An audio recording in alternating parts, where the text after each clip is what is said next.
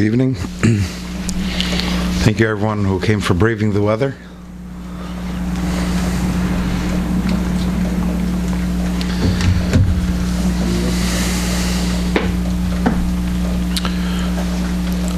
So we're in Perek Beis of Tanya. And Perek Beis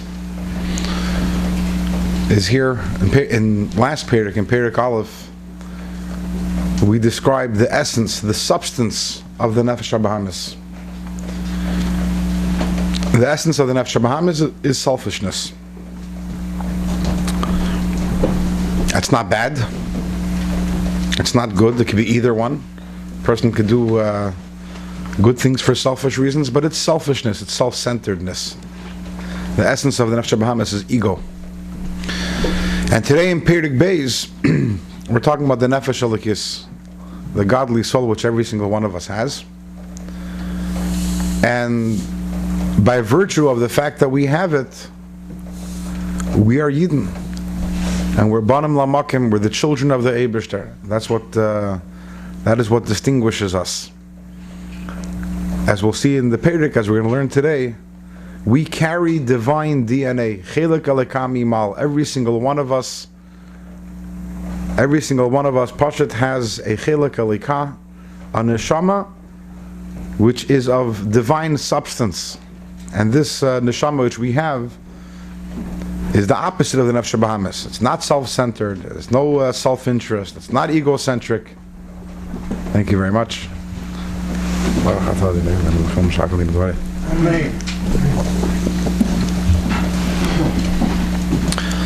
And this is what makes a Yid special. And this is something, the Nefesh Elikis, the Neshama, is what every single Yid has.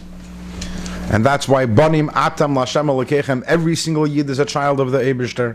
Because what does a child mean? Just take a child, as we're going to learn later as we go on the Perek, is an extension of the parent. It's the same DNA as the parent. And is connected to the parent. Every single Yid, by virtue of the Nefesh Elikis, is an extension of the Eibishter, is part of the Eibishter, carries the Eibishter's DNA within him. And that's regardless. There's a vart. The Alter Rebbe brings down the pasuk, Banim Atem Lashem Elikechem, that we are children of the Eibishter by virtue of our Nefesh Elikis. Really children. Just like a child that comes from the parent, we come from the Eibishter. So the vart from Reb Simcha Bunim Apshischa. The pasuk says, Eila Moyadei Hashem Asher Tikru Oisam Mikroi Kodesh. These are the Yom Tovim, the holidays of Hashem. Asher Tikru Oisam, which you shall call them Mikroi Kodesh. You should make them into holy days. What does it mean, Asher Tikru Oisam? So the Gemara says that the word Oisam over there is missing a vav. It's written Aleph Taf Mem instead of Aleph Vav Saf Mem. So the word Oisam without a Vav can also be read as Atem. So therefore the Gemara says Asher Tikru Atem. The Eibishter says you're the ones who decide when a Yom Tov is, because we know that Yom Tov is based on Bezdin's calculations, and the Gemara says, the Eibishter says, I'm putting it completely up to you.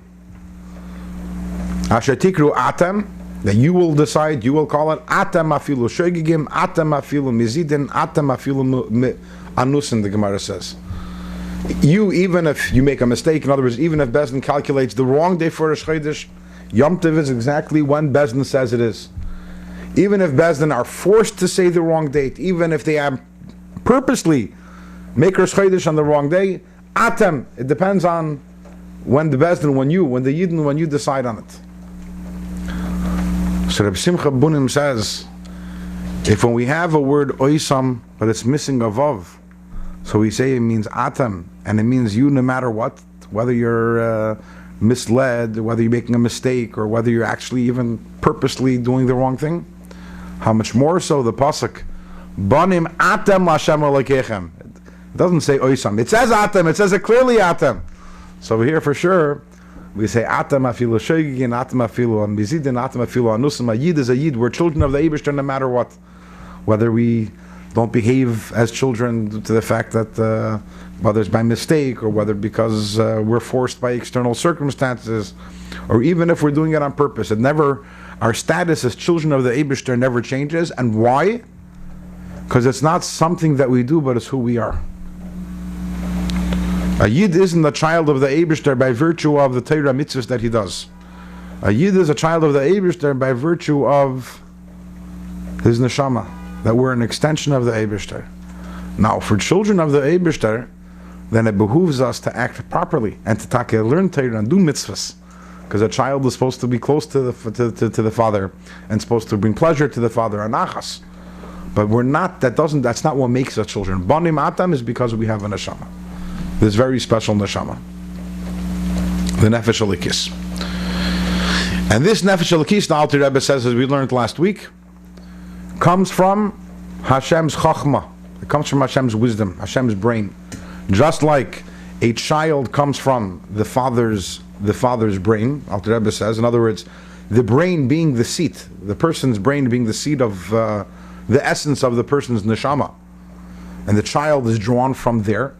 Even though that physically the child is formed from a single drop, but spiritually speaking, where does that drop emanate from? It emanates from the essence of the father's soul, which is why children are like their parents in so many ways, because they share a similar essence. So the same thing is also Yidden are children of the Eibishter by virtue of the fact that we are drawn from, where do we come from the Hashem's Chachma. And then the Alter Rebbe introduces us to the Rambam, that the Rambam says that Hashem's Chachma is different than our Chachma. By us, there's me and there's my wisdom. And they're two separate things. And by Hashem, the Alter Rebbe says, by Hashem, the Rambam says, so hu hamada v'hu yedea, Hashem and his wisdom are absolutely one, which makes no sense. In other words, that's not something which the human being can comprehend. How Hashem can be absolutely one with his wisdom, but that is the fact. And because Hashem is one with his wisdom, and we derive from Hashem's wisdom, our neshama derives from Hashem's wisdom, so therefore that means our neshama is absolutely one with Hashem. It's elikus, godliness, as we spoke last week. To this we have a challenge, as we ended off last week's lesson, that the Maharal says that no, Maharal says Hashem, the Maharal argues with the Rambam, that those Mukabalim such as the Maharal, the Rakanti and others who argue with the Rambam, and they say no, Chas v'shalom, to say that Hashem is one with his wisdom. Hashem transcends wisdom. Hashem is above and beyond that. Hashem is pashut. Hashem is simple. Hashem defies any quality or any classification or any descriptor, any description, any definition whatsoever. And that's a problem for us. Because if Hashem is not one with his wisdom, in other words, if Hashem's wisdom is only a tool of his, but not something which Hashem is one with, and if we derive from Hashem's wisdom, then maybe our neshama is not a chelak alekamimal. Maybe our neshama is not exactly a part of Hashem. It's just from Hashem's wisdom, which is not one with Hashem. So therefore, right now in the footnote, Haggadah, Alter Rebbe is going to say, it's fine. The Mukubalim all agree with the Rambam on this. It's an interesting marriage over here. The Rambam was a big choker, as we spoke last week. He was one of the big philosophers. But in this instance over here, of the Rambam saying that Hu Amad of Hu Yedei, that Hashem is one with his wisdom, the Mukubalim agree with him. And let's do one side. We started on the first page you open in front of you, in the small letters, the Haggadah.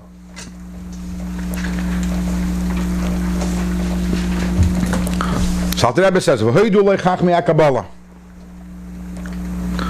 The Mukubalim agreed with the Rambam that Hashem is one with his wisdom. K'meshekasov b'Pardis Maharamak, as the Ramak writes in his Sefer the Pardis.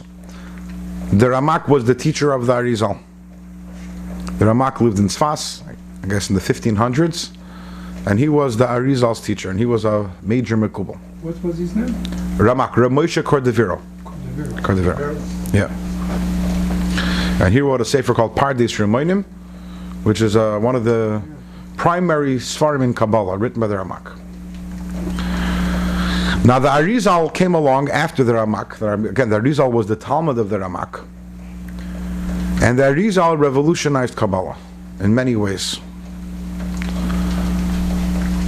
There are many chidushim, many things that the Arizal said which the Ramak didn't know of. The Ramak didn't have that Kabbalah. Obviously the Arizal knew this with Ruach HaKodesh, with Nevuah, be as it may.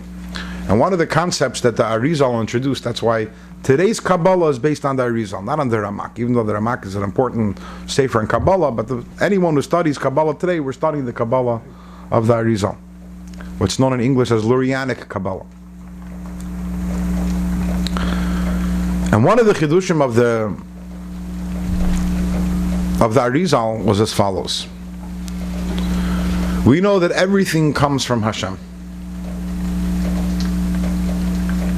So everything comes from what's known as Hashem's, we spoke about this last week, about Hashem's oir, the light that emanates from Hashem. It's not physical light, but it's energy. The energy that emanates from Hashem, that's where everything is created from. However, in order to be able to create this world and even the higher spiritual worlds, that light had to be distilled and had to be lessened and lessened and lessened. So to use an example, so if you have a very strong source of light, so you could put one curtain in front of it, and the light becomes dimmer. If it's still too light, you put another curtain in front of it. And these lessenings of the light, and the words of Kabbalah, I don't know what the word what these are described as. Tzimtzum, very good. Contraction. That means the light becomes less, the light contracts. So while the Ramak talks about all the tzimtzumim, the Arizal introduced a whole new model of tzimtzum. And that's what's called Tzimtzum Harishan. Tzimtzum Harishan, which is one of the basics of the Arizal's teachings, means that originally when Hashem wanted to create worlds, and we're talking not only about our world, but also the spiritual worlds, in order to make space for the worlds, and we're not talking about physical space over here, but we're talking conceptually, if the area is filled with Eir Insaf, with divine energy, there is no room. A world can't exist. A world which is independent and a world which is limited cannot exist. So what Hashem had to do is he had to remove all the light, remove all the energy. The Tzimtzum Harishan is different than all the other Tzimtzums. All the Tzimtzums are you're lessening the light. You're not removing it, you're putting a curtain. You're lessening Hashem's energy and Hashem's light. And the Ramak spoke about those types of Tzimtzumim. The Arizal introduced a new model of Tzimtzum where all the light is removed. And after the light is removed, a very, very thin ray, and again, I know we're talking here and using very physical words, and this is all anthropomorphisms. We're not talking obviously anything literally that we can envision in our mind. It's all conceptual, but a small little ray of light entered this space which was created because the light was removed, the energy was removed, and in this space worlds came to be. So what the Arizal did, because the Arizal argued that you can lessen the light from today till tomorrow, you're never going to get a world out of that. The light of Hashem is so intense, no matter how many times you lessen it, there's going to be too much energy and light for this world. The only way to get creation is by removing the light. So according to the Arizal, the world, Hashem is so far removed from, the spiritual worlds and wisdom, etc., and all those things that are in the spiritual worlds. Are you going to tell me that according to the Arizal, also Hashem is one with His wisdom? So the Ramak says that Hashem and he writes in the Pardes that Hashem is one with His wisdom. He agrees with the Rambam. The bigger chiddush is, as the Alter Rebbe continues, V'gam lefi Kabbalah ha'Arizal, also according to Kabbalah of the Arizal, Yatzifa Milsa, this is correct, that Hashem is one with His wisdom. How can that be? Hashem is one with His wisdom. There's the Tzimtzum Harishan separating between Hashem and the Chachma. The Chachma is created only after all the divine energy is removed. Alter Rebbe explains, Besoid hi slapshus eirin seiv baruchu, aidi tzimtzumim rabim. This is when the eirin saf, the divine energy, invests itself after many, many different tzimtzumim. Bekelim de Chabad Atzilus, and the kelim of Chabad of Atzilus. And we're going to need some explanation is required over here. And I also want to point out, some people are more into Kabbalah and some people are less into Kabbalah, and I don't have the pleasure and privilege of knowing you all personally. Tanya is not a book of Kabbalah. So what we did last week, and we're doing this week, is an exception to the rule. Tanya is about self-mastery and about, dealing with the issues that confront us in life and our struggles in life. But in order to set the table for everything that follows, we need to have a real understanding of the battle that goes on, and to understand the battle, we need to understand the players. You need to understand what is the Nefesh HaBahamis and what is the Nefesh HaLekis. And to understand what the Nefesh HaLekis is, we really need to learn the Kabbalah behind it. But if there are those of you over here who, this is a little over your head, the Kabbalah, and you're saying it's not what I signed up for, that's fine. Just bear with me, because the coming chapters is going to be the tone is going to change very much so.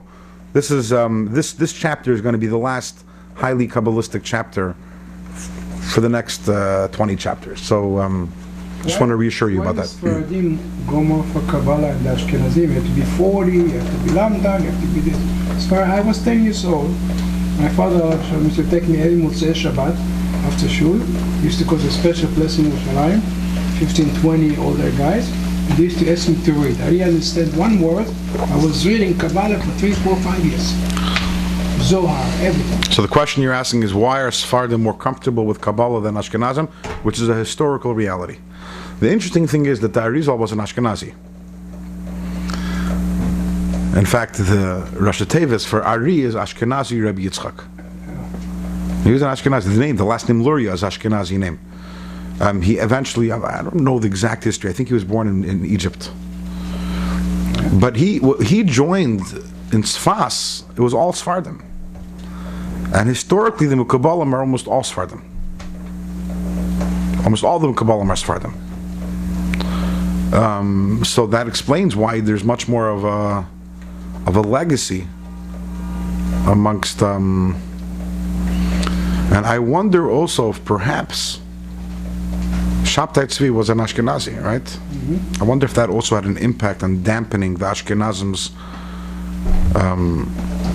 desire for Kabbalah, because he was a Kabbalist. He was a Makubal who went off. But there's definitely a much stronger emphasis on Kabbalah among Sephardim, and that's an amazing thing. Okay, moving on.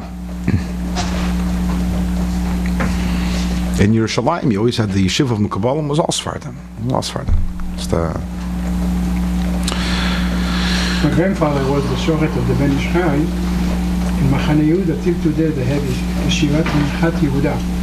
We used to go every day with 10, 15 guys and they would learn Kabbalah from 10 till 3 o'clock after. Right, very common, and they were Sephardim to learn Kabbalah, absolutely. Yeah.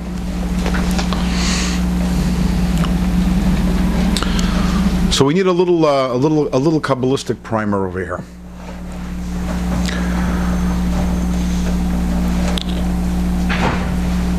In the works of Kabbalah, we talk about the existence of 4 spiritual worlds. Their names are Atzilus, Bria, Yetzira, and Asiya. These aren't locations. These are all states of existence. In other words, Atzilus is right here, and Bria is right here, and Yetzira is right. It's here, there, and everywhere. It's not. These aren't physical entities. They're levels of closeness to Hashem. So Atzilus is one. Atzilus is one world. You can have, as well, someone can have a neshama straight from Atzilus. That's a certain level of closeness to Hashem. And then you have, and these are gradations of the divine energy. Then you have the world of Bria, which is a state of lesser closeness to Hashem than Atzilus. Bria is also known as Gan Eden Elyon, the higher level of Gan Eden. So a neshama, after it passes away, and if it's zoicha, if it merits the higher level of Gan Eden, that means that it's experiencing a relationship with Hashem and closeness with Hashem on the level of the world of Bria. All the avodim, all the tzaddikim. That's correct. And then you have the world of Yetzira, which is a lower level. It's called Gan Eden HaTachton. That's the lower level of Gan Eden. It's also a level. These are all realms within holiness, all levels of holiness and levels of closeness to Hashem.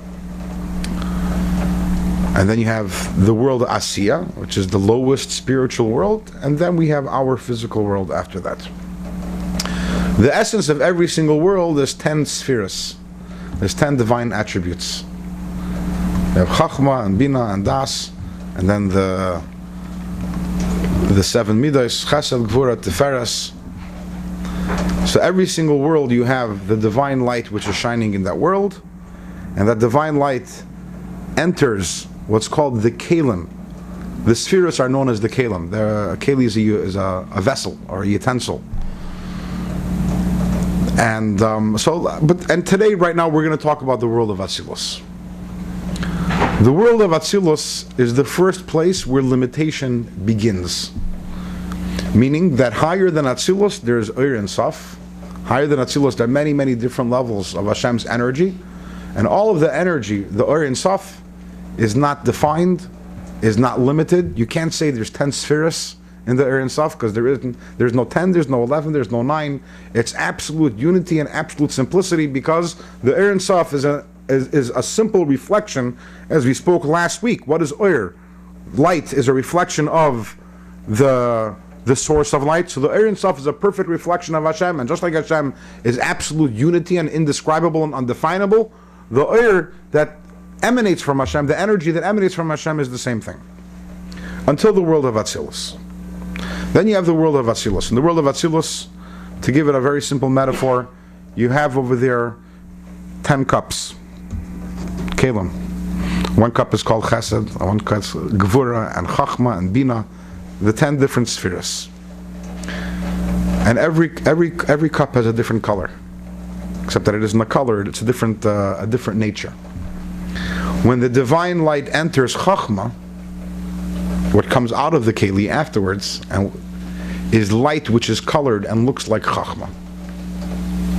It's like if you put a flashlight and you put a colored lens in front of it.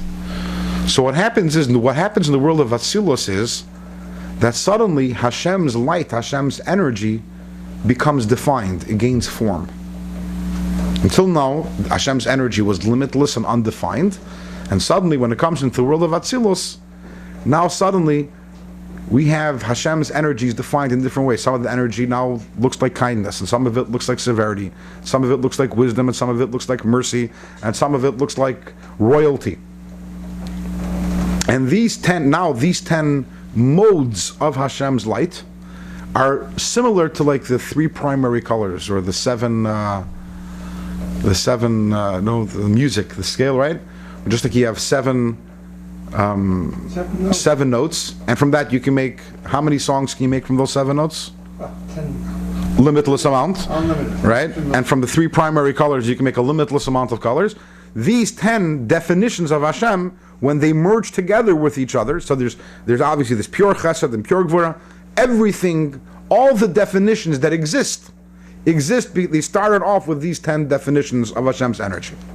Everything that exists in the world, every definition comes from a mixture, whether it's a physical definition or a spiritual definition, it's all mixtures of the divine light as it becomes colored by the kelim, the spheres of Atzilus. So it says, according to Kabbalah, here's what's very interesting. That's in the world of Atzilus. Atzilus is totally united with Hashem. Meaning Hashem and the spheres become absolutely one. Hashem unites there with Chachma. Hashem unites there with Bina. Hashem unites there with Chesed. So there we have, on the one hand, we have the light of Hashem becomes defined and limited, but it's still Hashem. It's Hashem as He is in a defined way. And then you have the next world, which is the world of Bria, and over there already that's not Hashem. The word Bria, what does the word Bria mean? Creation. Creation means already it's something different. So the existence of something other than Hashem, and whenever I say something other than Hashem, we have to qualify it and say in its own consciousness, because nothing is really other than Hashem. But the existence, the idea that something feels itself to be as an ego, that begins in the world of Bria. So you have 3 things. You have the Ein Sof, which is limitless and undefined. World of Atzilus is divinity defined, but it's still divinity, it's still Hashem. It's called Atzilus. The word Atzilus means an emanation. You have in the Torah, Vayotzal min haruach. It's an emanation is not something separate. As opposed to Bria, a creation is something which is separate. So in Bria, we have already creations that feel them, even though you have great malachim in the world of Bria, and holy and beautiful neshamas, but these are already, they're considered to be something separate. In Atzilus, it's all Hashem. And when the Rambam says, Hu Hamada v'hu Hayedeya, that Hashem unites with it and His Chachma are absolutely one, that's in Atzilus. In Chachma v'Atzilus, there Hashem is absolutely one with His Chachma. Not higher than Atzilus, because higher than Atzilus there is no Chachma. Higher than Atzilus, Hashem is Pashat, Hashem is simple, Hashem can't be defined in any way. Not lower than Atzilus, because lower than Atzilus, it's not one with Hashem. There it's a Bria, it's a creation already. So therefore, the Mukabbalim say the Rambam is right. In one place, when the Rambam says, Hu Amadav Hu Yedeh, that Hashem is one with His wisdom, it's talking about in the world of Atzilus. Over there he's right. And even the Arizal agrees with this. The Pardes agrees with this, and the Arizal agrees with this, that the Rambam was correct. So what do we have from this? Where does our neshamas come from? From Chachma Atzilus. The neshama of every yid emanates from Hashem's Chachma and Atzilus, which means, yes, it's defined, it's Chachma, but it's absolutely Hashem. And that's where our neshamas come from. So when we say B'ni B'chayri Yisrael, or Banim Atam L'Hashem Alekechem, when we say we're Hashem's children because we emanate from Hashem's Chachma, we're talking about Chachma Datzilus, where over there, Taka, Hu Hamadav, Hu Yadei Hashem, and His Chachma are absolute unity. And therefore, when we come from Hashem's Chachma, that means we're coming from Hashem. We have divine DNA, straight from Hashem. That's what he's saying in this Haggadah. Let's continue inside. We'll start again from the second line. V'gam lifi Kabbalah Shar Rizal Yatziva Milsan. Also, according to Kabbalah of the Rizal, this is correct. That what? That Hashem is one with His Chachma. B'soit Hislapshus Eirin Seif Baruch Hu.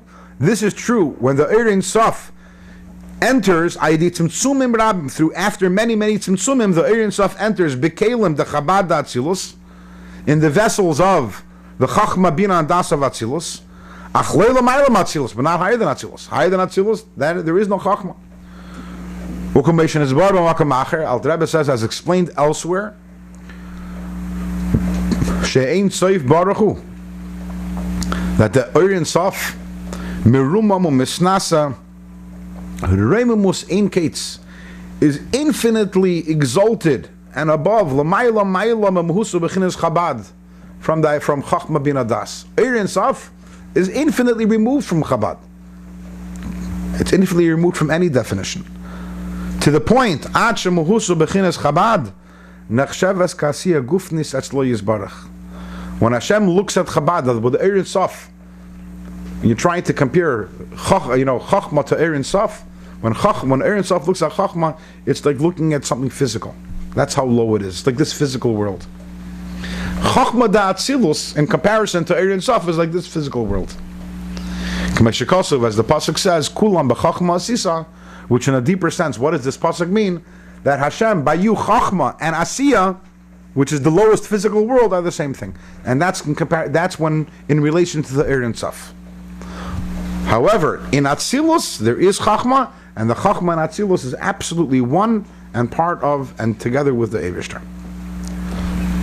So we're finished now with this idea.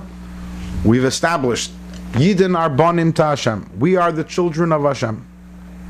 We are the children of Hashem means that what is the substance of our Nefesh Elokis? In later chapters, we're going to talk about the nature of our Nefesh Elokis. We're going to talk about the components of our Nefesh Elokis. We're going to talk about the psychology. Right now, we're talking about the substance. What is it? What is it? Godliness. The neshama is godliness. And that's why we're banim atem, that's why we're children of the Eibishter, because our neshamas are derived from Chachma, the Atzilus, from Hashem's Chachma, and Hashem, and Hu v'Chachma echad, Hashem is one with His Chachma, so therefore, our neshamas are part of Hashem. Now the Alter Rebbe is going to come, it's going to ask a question. If all of us are children of Hashem, and all of us derive from Hashem's Chachma, then why do we look so different from each other? Why are souls so different from each other? We all come from the same source. Inside. 3 lines from the bottom of the page. And even though there are tens of thousands of levels of neshamas, in case higher and higher to infinite levels. For example, the incredible greatness and exaltedness of the level of the neshamas of Avraham, Yitzchak, and Yaakov, and Moshe, all of us al neshamas dirusenu ela, over the neshamas of our generation, the Ikvei Mashiach, our generation of Ikvei Mashiach. In this area, we're completely different than the secular world. In the secular model, every single generation is greater than the one before it. So if you read a book written by someone who lived 100 years ago, you already know that half of what you read you have to discount, because today we know better. As the time goes, we have more knowledge and we were smarter. And you go back 1,000 years, the people then were pretty much apes, pretty much. And you go back another 1,000 years, I don't know. Today, Baruch Hashem, we're at the pinnacle. We're at the pinnacle of, and 100 years from now, will be, human beings will be even greater. You mean in the regular perspective, but in the course of The Jewish perspective is the exact opposite. We believe in a concept called Yeridas Haderis. Yeridas Haderis means that as generations go along, they become lower. What does lower mean? Become less sensitive to the Eibishter. Today our neshamas, the Alter Rebbe says, we're called Ikvus Sidim Mashiach. Why are we called Ikvus Sidim? That's the generation before Mashiach. So on a simple level, it's called Ikvus Sidim Mashiach because we already hear the footsteps of Mashiach. But also because we're like the heel, we're the lowest level. And also, think about the heel. How sensitive is the heel? Now take your finger and put it into boiling water, and take your heel. Everyone goes into a mikveh. And a hot mikveh, when you put in your heel, it's fine. You have to put it in deeper before it starts hurting, because the heel, it barely feels anything. We're like heels. We don't feel Kedusha. We don't feel Hashem. Not like the Avos and Moshe Rabbeinu, even in the previous generation. I mean, this is a very important yisoid in Yiddishkeit. That's why an Amayra can't argue on a Tana. And a Rishon can't argue on a Amayra. And a Achron can't argue on a Rishon. Why? I mean, this Achron, he's brilliant, he's so smart. We're not talking, he might be smart, but your neshama is not of the same caliber. The higher neshamas, as the generations go, the neshamas got lower, meaning less sensitive to the Eibishter.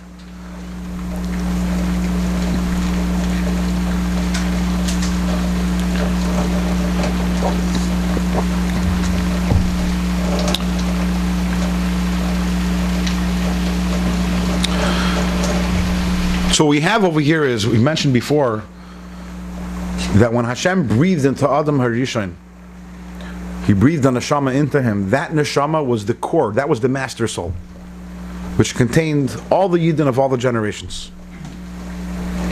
In other words, that soul contained that soul divided into 600,000 sparks. And every one of those sparks then further subdivided into branches. But that neshama contained everyone. Every Yid, from the beginning of time to the end of time, was contained in the neshama of Adam Rishon. The neshama is like the body. The neshama has a head, and it has arms, hands, and feet, spiritual hands and spiritual feet. The head is the head of the neshama is its intellect, and the heart of the neshama is its feelings, and the hands of the neshama is its capacity to act. So some neshamas come from Adam Rishon's brain. Those are very, very high neshamas. Some come from his heart. That's also very high. And some come from his heel. That's our generation. The neshamas of our generation come from Adam Rishon's heel. So we're making an argument, and we're saying that every neshama that there is banim atam, every neshama is a son of the Eibishter, a child of the Eibishter. Because we're all carrying the Eibishter's DNA. We're all godly. Then how do we explain this incredible disparity between generations, between the neshamas? We're not talking about different talents, but different levels of receptiveness and sensitivity to Hashem.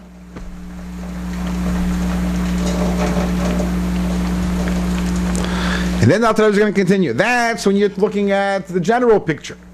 The general picture over the generations, the neshamas become less. And then furthermore, within every single generation also, there are different levels of neshamas. Let's do inside again. So again, we're talking about the advantage and the greatness of the neshamas of the Avos and Moshe Rabbeinu over the neshamas of our generation. Our generation is Ikvim Mashiach. Shehem bechinas akvayim mamish. The neshamas of our generation are mamish like the heel, legabe hamoyach v'hareish, in comparison to the head. V'chein b'chol der v'der, and the same things within every generation itself. Yesh Rashi Alpha Yisrael. There are the leaders of the Yidden. Shenish Meisei Meim Bechinas Reish Umayach. Their neshamas are like the head relative Legabi neshamas hahamoin v'amei haaretz, compared to the neshamas of the population and the amei haaretz. By Chassidim we call them a Rebbe, and the word Rebbe is an acronym for Reish B'nei Yisrael. And the word Reish, there's Reish in a metaphoric sense. This is the leader, the head. But it's also true in the sense that every single generation, just like throughout history, all the neshamas comprise one body. In a smaller sense, in a microcosm, within every generation also, there's an entire body of neshamas and the head of the head of the generation is the head of the neshama. His neshama is a head generation, is a head neshama. In Ma'amad Har Sinai, all the neshamot from all the generations was there. Well, in Ma'amad Har Sinai, you had 600,000 Yidden, and they contained within them the root neshamas. In other words, remember what I said earlier, Adam Rishon's one neshama contains 600,000, divided into 600,000 sparks. Those were the 600,000 Yidden that were by Har Sinai, and afterwards everything is branches for them, from those neshamas.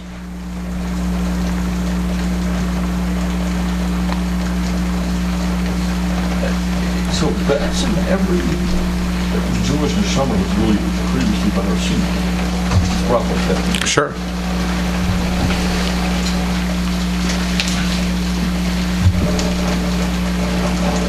And that's something which is known, which is Every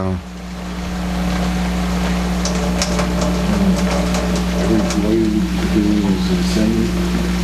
Every year. every convert also, because a ger, someone who's a ger kalacha, that means he's a Yiddish neshama. That neshama which he has is, or she has, is rooted in one of the 600,000. Absolutely.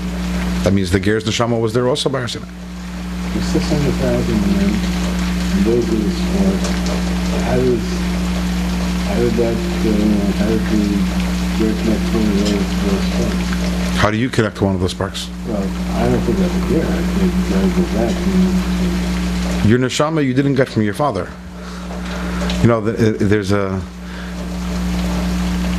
The Gemara says in Masechtas Nida that there are three partners in a person. The father and the mother make the guf, and Hashem gives the neshama. And the neshama that you have is not necessarily related to your father's neshama. Your nefesh alikis, that could have been a Gilgul from 700 years ago. Not it could have been. That's a very strong possibility. Whenever a person, today we don't have new neshamas, pretty much. Today everything is Gilgul, with very, very rare exceptions. Which means that every one of us has a neshama. I'm not going to get into the whole topic of Gulmer and how it works. It's not mamish or recycled neshama, but every neshama is a spin-off of a previous neshama that existed. So just like you can get a spin-off of a Yid who lived in Vienna in 1700, so the Ger can also get a spin-off when he's Megayer. It's not a... doesn't come... It's not through the parents. That's Hashem gives. Vayipach ba'apav. That's the part that Hashem does.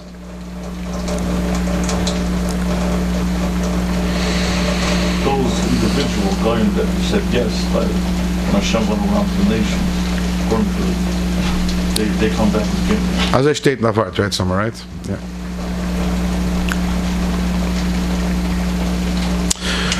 Five lines from the top, page 12. V'chein nefashis l'gabi nefashis. Till now we're using the term neshamas. Just a small little thing over here. We know that in general, the neshama has several different components. What's relevant to Tanya, in general, there are 5 components of the neshama. The Medrash Rabbah in Bereishis says that the neshama has 5 names: nefesh, ruach, neshama, chaya, and yichida.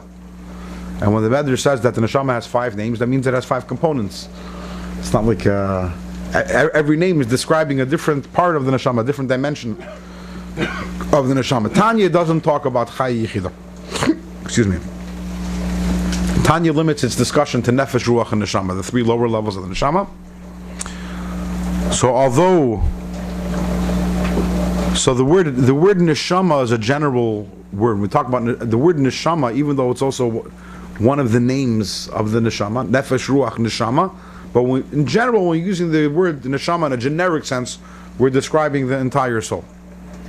So the Rebbe is saying over here that just like there are different levels of neshamas, v'chein nefashis l'gabi nefashis. Also, every nefesh is a different level. In other words, not only the level of neshama is different throughout the generations. Also in the nefesh of all Yidden are many, many different levels. Kikol nefesh, klulam and nefesh, ruach and neshama. Every soul contains nefesh, ruach and neshama. And nefesh, ruach and neshama, there are tens of thousands of levels, and everyone has according to their level. Nekol Makaim still says the Alter Rebbe, Sheidish kol nefesh, ruach and neshama kulam. The source of every single neshama, of every single person, Mireish kol madregas hatseif kol dargin, from the highest level. In other words, the neshama of Moshe Rabbeinu, atseif kol dargin, to the lowest level, hamelubish beguf amei haaretz, the lowest neshama which is in the guf of amei haaretz, v'kal shebekalim, and a low life. Nimshach, every single neshama comes from Moyach Ha'elyon, Shi Chachma Ilah, comes from the Eibishter's brain, which is the Chachma of Atzilus, the supernal Chachma. And the Rebbe is going to give an example. Kaviyachal, for example. We're talking here, we're saying we're children of the Eibishter. A child is an extension of the parent, is the DNA of the parent, the substance of the parent. We're talking about the guf. The child comes from the moyach of the father, from the brain, from the seat of the neshama. Which part of the child comes from the father? The brain of the child? How about the toenails of the child? The toenails of the child also carry the DNA of the father. If we're talking about the substance, the DNA, the essence of what it is, every neshama is a lakus's godliness. One neshama might look like a brain, and one neshama might look like a heart, and one neshama might look like a hand, and one neshama might look like a nail, toenail, or a fingernail. But they all come from the Father. They all carry the Eibishter, they're all a chelik alekah, they all come directly from Chachma. So the fact you have different neshamas is just because we're like a body. And the body has different parts. But the entire body comes from the Father. Every single part of it, every yid, even the lowest yid, also, where does the neshama come from? From the Father, just like the toenail comes from the Father. Inside, Kviyachol, Kimashal Haben, Hanimshach Umayachab, just like the child that comes from, again, from the mind of the Father, Shichach Milah, Shafilu Tzipar Niraglav, even the toenails. Nishavu mitipazu mamish were created mamish from this drop from the Father. Through when this drop develops and spends 9 months in the womb of the mother, and this drop goes down from level to level, and it changes, and yes, from this drop come the nails. The im calls, and even though that now it's a toenail, it's still connected and united with a tremendous unity with its original substance, which is that it's a drop that comes from the Father's mind.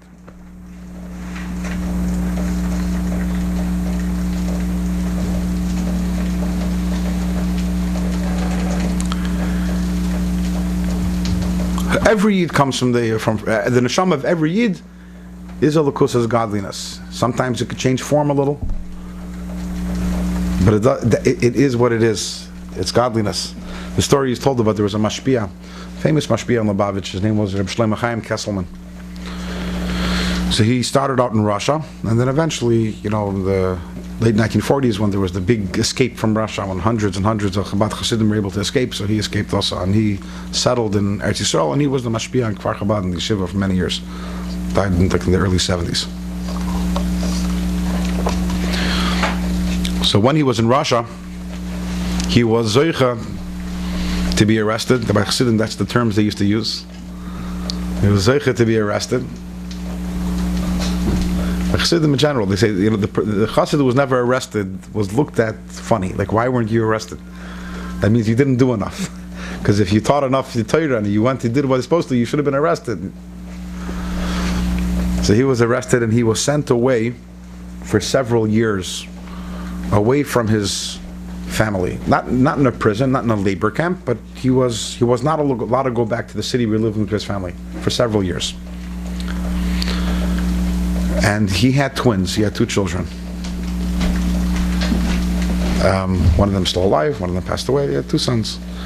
And the upsharnish of the children was during this time when he was in, not in prison, but he was in this other city. He was not allowed, but he was able to get letters. His wife would send him letters. So his wife would send him letters, and sometimes she would send him pictures of the children. And then after the upsharn, she sent him some of the hair. From the 2 boys, sent them some of the hair. And he says, he said afterwards, you can't describe the feeling. He says, it's not like the picture, much more than the picture. He says, the picture, it looks just like my children, but it's a piece of paper, it's not my children. The hair is my children. This is part of who they are. It's here, but it's the same thing with the neshama. Some look a little, some could look like this, and some could, but it's part of the Eibishter. Neshama is part of the Eibishter. It carries the DNA. Every Yid has that. And as we'll learn later in Tanya, that impacts every Yid. That means that every single Yid is be'etzam godly and can even go on Mesiras Nefesh, al Kedushas Hashem, because at our core, we're all from Hashem's Chachma. At the same time, however, it's a big Yerida for the Neshama. It's a big Yerida for the Neshama.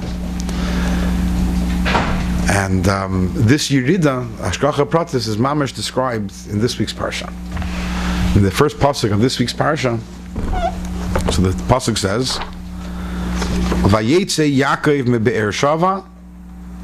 Yaakov leaves Be'er Shava, Vayela Charana, and he goes to Haran. So the Eir Chaim HaKadosh says on this pasuk that even though this pasuk is talking about Yaakov and Haran and Be'er Shava, but in a deeper sense, this pasuk is referring to the neshama. Yaakov is the neshama.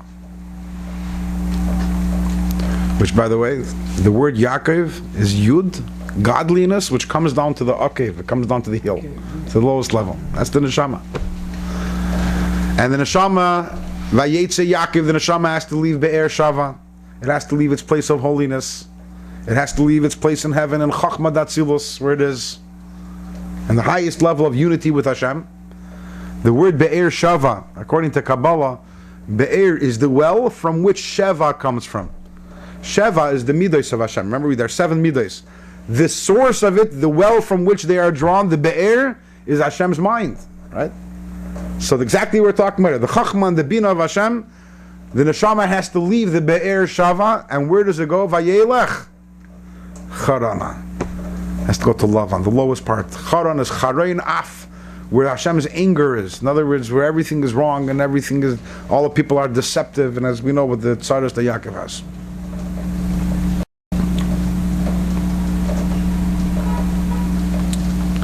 So says Rashi on this. Vayetze Yaakov Be'er Shava. Why did it have to say Vayetze? Just say Vayela Charana. Why Vayetze? So Rashi says, this teaches you, Elamagid, Sheyitzias Tzadik Min Hamakim Eiser Reishim. That when a Tzadik leaves a place, it makes a Reishim. It has an impact, it has an effect. So the Rebbe explains in the Sikha what this means. This teaches us that the Yitzia, when the Neshama leaves its place and comes down to the world, Eiser Reishim, it makes an impact. In other words, you look at a person, what did he do? What do you mean? The first thing that you get credit for is that your neshama was willing to leave the place where it was absolutely united with Hashem, and comes down here into this world. That's the first chus that a yid has. It has an impact. That's meaningful. It means something. And interesting, he brings an example from Nami, right? Nami and Rus. Just like Rus, she had to leave her homeland, and it was very difficult for her to come to Eretz Yisrael.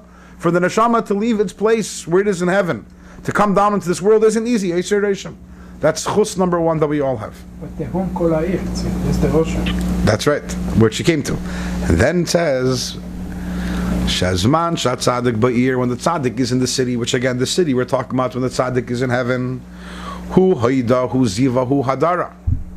What does Hu Haida, Hu Ziva, Hu Hadara mean? How do you translate? There are 3 words that are similar. Hoid is splendor. Ziv is the radiance. Hadara is its beauty. Yatsa Misham, when the Tzaddik leaves, Pana Haida, Pana Ziva, Pana Hadara.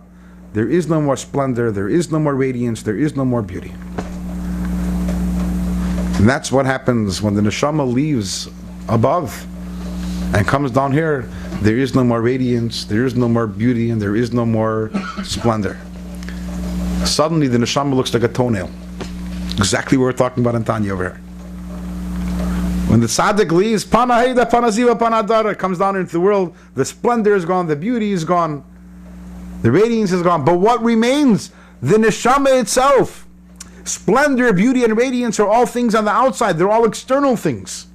But the neshama itself and its connection to the Eibishter, its attachment to the Eibishter and its essential divine nature, that doesn't change. Only the Hoida, Ziva, and Hadar are impacted, not the neshama itself. So the neshama of Yaakov was left behind in Beersheba? Sorry? You need to say that when he left his neshama. In other words, it impacted the Hoida, Ziva, and Hadara of the neshama. When the neshama goes from Be'er Sheva, the highest world, and comes over here, what is impacted? The hoid, the ziv, and the hadr of the neshama, but not the neshama itself. Because the neshama remains a chelik elokam imal. It might look different, it might not look as pretty, but it doesn't change what it really is. And what's the purpose of the neshama coming down into this world, leaving its place in chachma ilah and becoming a tonel? So that's the next words in the pasuk is vayelach harana. What does vayelach harana mean? As the Eir Chaim also points out, it doesn't say vayelach licharan. Vayelach harana. The vayelach harana could also mean that Charan went. And that's actually, we know that it happened. There was kfitzas haderech. That when Yaakov went, Charan came to meet Yaakov. So Vayetzi Yaakov in Beersheva. Yaakov leaves Beersheva. Vayelach Harana, and Charan is moving to greet Yaakov, coming forward. That's what the Eir Chaim says. And what does this mean? Al pi Chassidus, Vayetzi Yaakov in Beersheva. And what's the purpose of the neshama coming down into this world? Vayelach Harana, to cause that Elam Hazeh should move, should become a mahalach, should rise and should start moving and become a holy place. And that's the Tachlis HaKavana. And ultimately, Avram was in Eretz Yisrael, and he had 2 children, and one of them was Yishmael. And Yitzchak was in Eretz Yisrael, and he was in Beersheva, and he had 2 children, and one of them was Esav. And Yaakov went to Haran, and he had 12 children, and they were all tzaddikim. And the same thing as we know, the neshama comes down here into this world, and it's a very difficult. And Yaakov had a difficult time in Haran. And the neshama where it leaves its place from who chachmas yachad, where the Eibishter is one with his chachma in the world, in Atzilus, to come down here into this world where again its capacity to feel Hashem and to experience kedusha and its sensitivity for all these things is diminished. But the purpose is vayelach harana, that we make the Elam Hazeh move, which is what the Eibishter ultimately wants, and it's over here where we can have the children and where we can do what we're supposed to be doing. It seems that you answered my question from last week. Remember, you said hold it till next week. We're all connected to the Chacham of the Klus, but yet there's different days. Different levels. So, but yet you're answering that it all comes together as one somehow. In other words, we're all still connected to the same origin, to the same yichud. Correct. It's like one body. There are many different parts of the body, but they're all one. It's all one person. It's all one being, and all of them is an extension of the Father. The rice is another element that we're not addressing here at this moment. But I mean, like the Zohar was saying, right. But there's also the over. In other words, we have a connection to the Eibishter beyond Torah also, but that's not for right now. In other words, a Yid is connected to Hashem regardless of Torah mitzvahs. We have a neshama, chelek hakam imal. Yeah, I know, but right. But in the Torah it says it has also every Yid has also place in the Torah also. It's also true. No, there's no doubt that we're all connected to Torah, and that our connection to Hashem is revealed through Torah. Because if we don't do Torah, then our connection remains hidden. But the fact that a Yid, when a baby Yid is born, and is a tinek ben yoyme, an hour old, he's 100% a Yid, because he has a neshama, and this is Banei Matan, this is a child of the Eibishter, with a godly neshama. Yes? Is there anything to do with the name? The name is the mahut of the person. I have a daughter neshama. So what will be with... The name is not the essence of the person. The name is... the name would describe the character of the neshama, not the essence of the neshama. Character of the neshama. The essence of the neshama is godly. The character of the neshama, that's where the name comes in. And that's what Piruach HaKodesh. Now, next week, we're going to move on in this Perek, and next week, Bashkracha Pratis, because the week afterwards is Yutas Kislev, which is Chabad is celebrated as the Rosh Hashanah LaChasidus. And we know that one of the Yisoidus, one of the foundations of Chasidus, is the concept of a Rebbe. What is the function of a Rebbe? We know many people are uncomfortable with the idea of a Rebbe. What do you mean? I have a connection with Hashem. Why do I need a Rebbe? So, in the continuation of this Perek, when we continue, we're going to find out exactly what the function of the Rebbe is. I'll do it. I'll give you a little sneak peek, and then Mir Hashem next week we'll do it a little more. No. What did we say just now? In every single generation, they're all the neshamas. And some neshamas are the brain, the Rashi Alpha Yisrael. The leaders of the generation, they are the brain.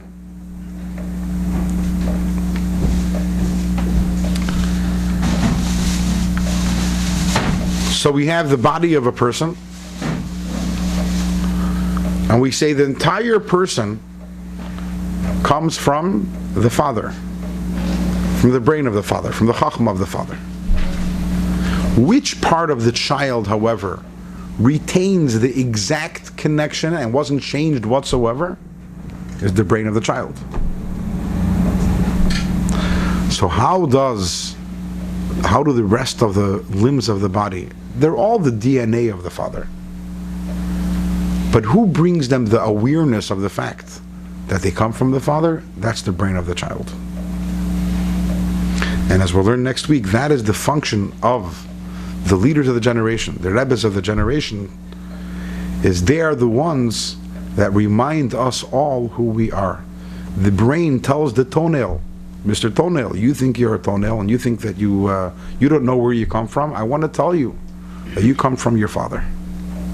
And that is the function of a Rebbe, that the Rebbe is the one who reveals within every single one of us what we really are and what are we really. As mentioned, but sometimes we forget, sometimes we don't realize what we are.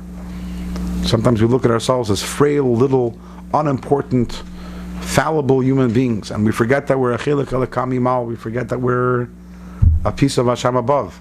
And that's where the brain of the child turns to the rest of the body and is always there explaining them and reminding them who they are and what their potential is. That is the definition of a Rebbe, as we'll talk Mitzvah Hashem more in the coming week.